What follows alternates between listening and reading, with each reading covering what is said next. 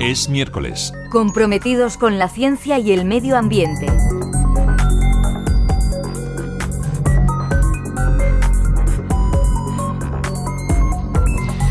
En varias ocasiones hemos hablado de enfermedades zoonóticas que son transmitidas por animales a los seres humanos, centrándonos en las producidas por microorganismos, como por ejemplo el coronavirus.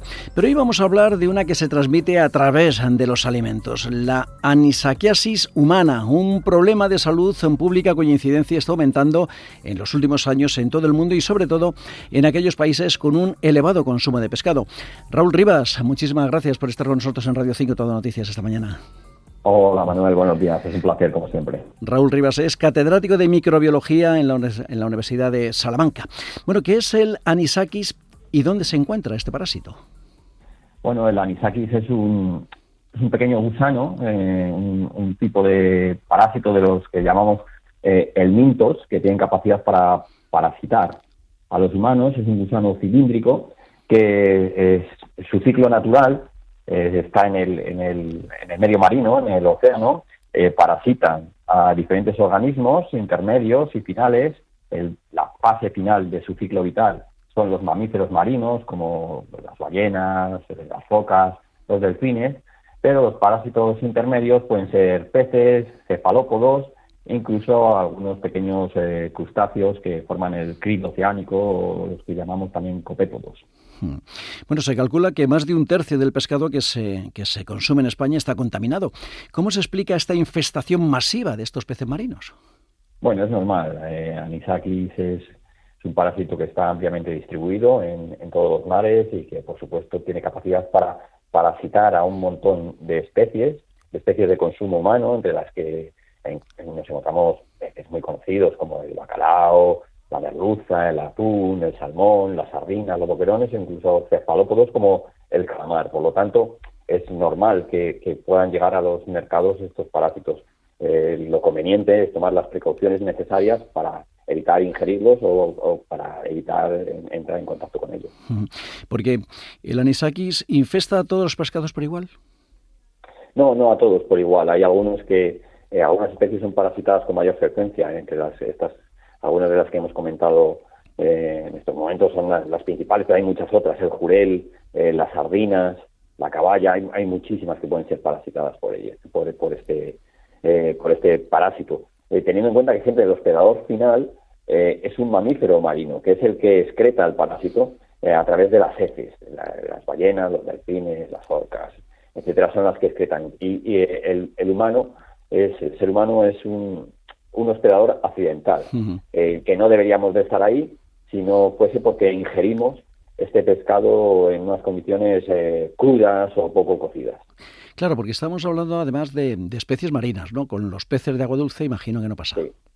No, en principio con los peces de agua dulce no. Por ejemplo, las truchas están libres de ser parasitadas por estos organismos. Por lo tanto, todo aquel pescado proveniente de aguas continentales como ríos, lagos, pantanos o piscifactorías de agua dulce, o incluso procedentes de acuicultura controlada, donde se parte a partir de embriones obtenidos en cautividad, que se alimentan los peces con pienso libre de parásitos zoonóticos, etcétera, pues eso no debería de constituir un problema. El problema, evidentemente, mayoritario está en la pesca de peces salvajes. Y en el caso de un pescado infestado, ¿los anisakis se concentran en determinadas zonas del organismo o están diseminados por todo el cuerpo? Bueno, normalmente suelen estar diseminados, porque lo primero que suelen aparecer en cavidades viscerales, en el estómago, intestino, pero después pues van hacia la zona muscular. Por lo tanto, es habitual encontrarlos prácticamente repartidos por todo el pez. Bueno, aquí en España son típicos los boquerones en vinagre, por ejemplo, o las sardinas en espeto, donde no se somete a demasiado calor, ¿no? En este caso al pescado. Este aumento de la incidencia se puede también explicar no solamente, ¿no?, por estos hábitos de consumo, sino también por otros importados del este asiático, por ejemplo. Por supuesto. La principal causa de contaminación o de infestación es debido al consumo de pescado poco cocinado o crudo. Los anisakis resisten perfectamente el ahumado, resisten el encurtido y por lo tanto todo aquel consumo de pescado crudo, como por ejemplo el sashimi o el sushi, tan de moda, o incluso el ceviche, todos estos productos gastronómicos importados de otros países donde tradicionalmente son consumidos, pues ha hecho que que el parásito tenga una mayor incidencia en muchos otros países donde no aparecía de manera recurrente. Bueno, ¿y qué podemos hacer para evitarlo?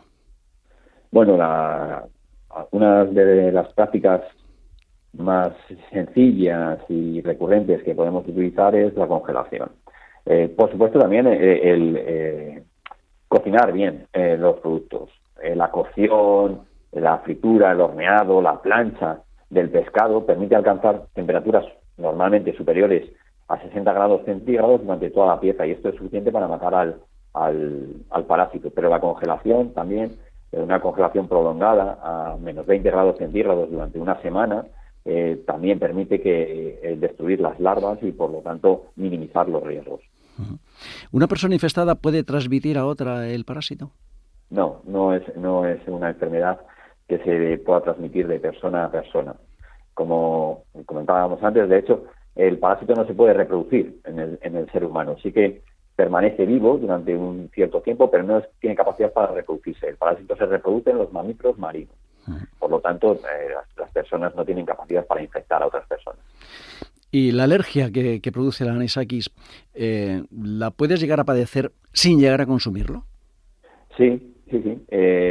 No hace falta ingerir el anisakis para poder presentar un cuadro alérgico o un shock anafiláctico. Las personas que tratan habitualmente con pescado, los pescadores, cocineros también, todos los profesionales que trabajan habitualmente con pescado pueden entrar en contacto con las proteínas del anisakis, que son las que realmente ocasionan ese cuadro alérgico, a través de la inhalación o a través del contacto con la piel. Por lo tanto, en estos casos, en casos muy concretos, no es necesario ni siquiera consumir el pescado.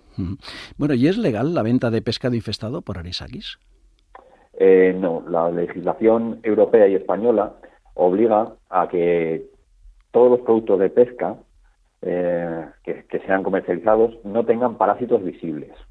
Eso no implica que pueda tener parásitos que no hayan sido observados, por supuesto, eso es lógico, pero al menos que no estén visibles. Por lo tanto, siempre es aconsejable comprar el pescado limpio y sin vísceras. Y si tenemos frigoríficos que no nos permiten congelar adecuadamente, como por ejemplo los que tienen menos de 3 estrellas, siempre es prudente comprar el pescado congelado previamente.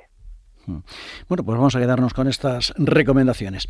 Raúl Rivas, catedrático de Microbiología de la Universidad de Salamanca. Bueno, muchísimas gracias por haber estado con nosotros en Radio 5 Todo Noticias. Bueno, ha sido un placer como siempre. Que tengáis buen día. Igualmente. Nosotros estaremos de nuevo en Más Cerca el próximo miércoles a las 11:15 de la mañana. Manuel Seara Valero, Radio 5 Todo Noticias.